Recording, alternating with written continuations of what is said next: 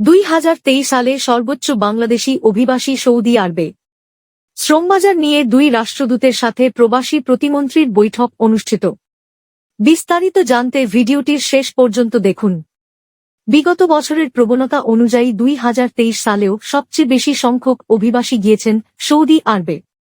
2023 সালে বাংলাদেশ থেকে সৌদি আরবে অভিবাসন করেছেন 4,97,674 জন, যা মোট অভিবাসনের 38.12%। তবে শ্রম অভিবাসন গ্রহণে প্রথম অবস্থানে থাকলেও শ্রমিক গ্রহণের হার গত বছরের তুলনায় 15.88% হ্রাস পেয়েছে। 2022 সালে মোট অভিবাসনের 54% অভিবাসন হয়েছিল সৌদি আরবে।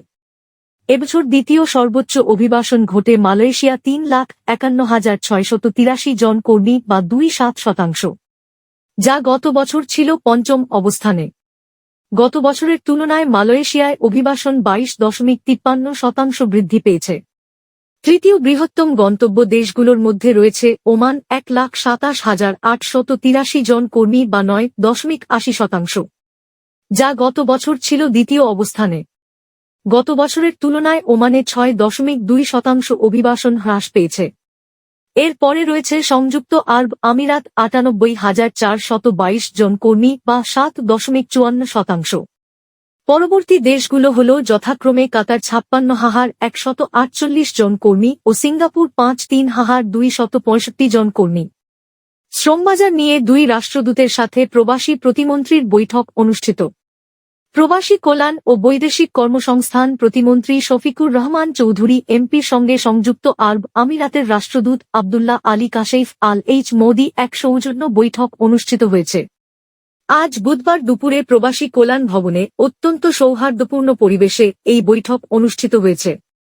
উক্ত বৈঠকে দুদেশের ভ্রাতৃত্বপূর্ণ দ্বিপাক্ষিক সম্পর্ক, ব্যবসা বাণিজ্য ও শ্রমবাজার সহ অন্যান্য সংশ্লিষ্ট বিষয় নিয়ে আলোচনা করেছেন। বৈঠকের শুরুতে সংযুক্ত আরব আমিরাতের রাষ্ট্রদূত নবনিযুক্ত প্রবাসী কল্যাণ ও বৈদেশিক কর্মসংস্থান প্রতিমন্ত্রী শফিকুর রহমান চৌধুরী এমপিকে অভিনন্দন জানিয়েছেন। বৈঠকে প্রবাসী কল্যাণ প্রতিমন্ত্রী আন্তর্জাতিক শ্রমবাজারের চাহিদা অনুযায়ী দক্ষ মানব সম্পদ তৈরিতে বাংলাদেশের অবস্থান তুলে ধরেন।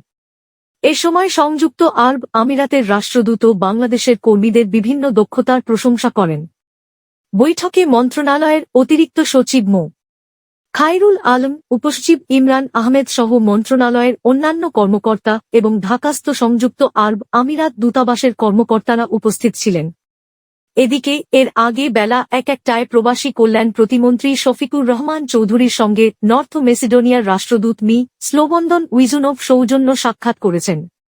সৌজন্য সাক্ষাতে নর্থ মেসিডোনিয়ার রাষ্ট্রদূত সেদেশের সম্ভাবনাময় শ্রমবাজারে বাংলাদেশের কর্মী নেয়ার আগ্রহ প্রকাশ করেন এবং এ বিষয়ে একটি সমঝোতা স্মারক স্বাক্ষরের বিষয়ে আলোচনা করেন।